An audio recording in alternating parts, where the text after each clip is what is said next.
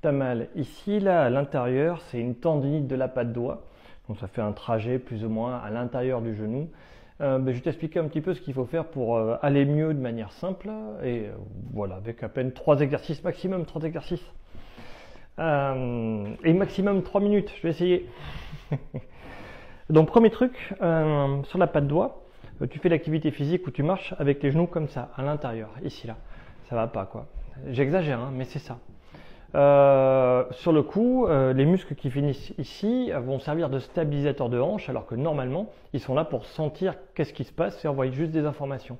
Ils ajustent, mais pas ils stabilisent.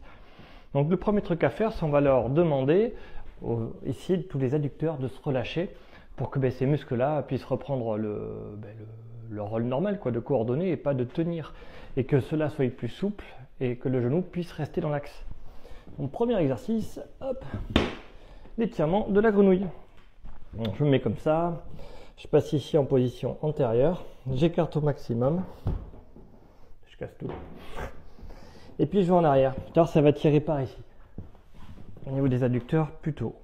Je te le montre sous un autre axe, j'avais tout bien préparé, c'était une erreur.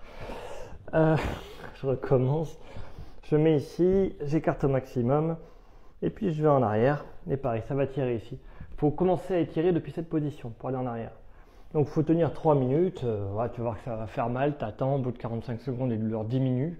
Et après, quand tu essaies, que tu te remets debout et que là, tu es beaucoup plus souple, hein, et quand tu marches, c'est plus simple. Tu seras moins ici fixé à l'intérieur et tu seras plus capable de rester dans l'axe. C'est là où ça va vraiment commencer. Tu pourras déjà marcher plus normalement.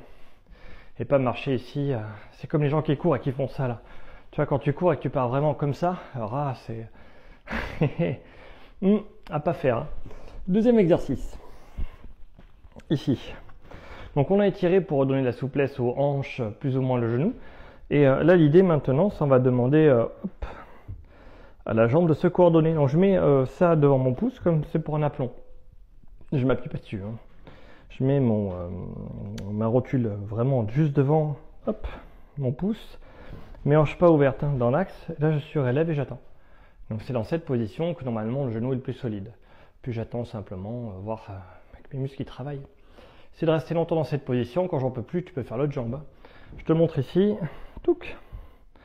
L'aplomb du pouce, je plie mon genou, ma rotule est au milieu. Je surélève et puis j'attends. Je te le montre de ce côté. Je vais ici. Touc, je plie le genou. Je surélève. Pas ouvert hein, dans l'axe. Et puis j'attends. Voilà, c'est tout. Donc ça, il faut le faire super longtemps, des deux côtés, après avoir étiré.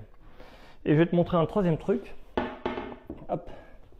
Ça va permettre vraiment de faire travailler les muscles de derrière pour qu'ils tiennent ton genou dans l'axe. C'est vraiment les ischio-jambiers qui permettent de tenir le fût fémoral par rapport au tibia. Si ça, c'est pas dans l'axe, si ça s'écroule, c'est ça qu'il faut travailler, c'est les ischio-jambiers.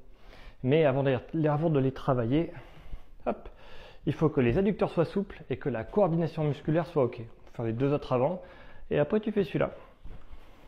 Alors, je mets mes petits talons sur la chaise, les pieds vers le haut. C'est un exercice que j'aime beaucoup.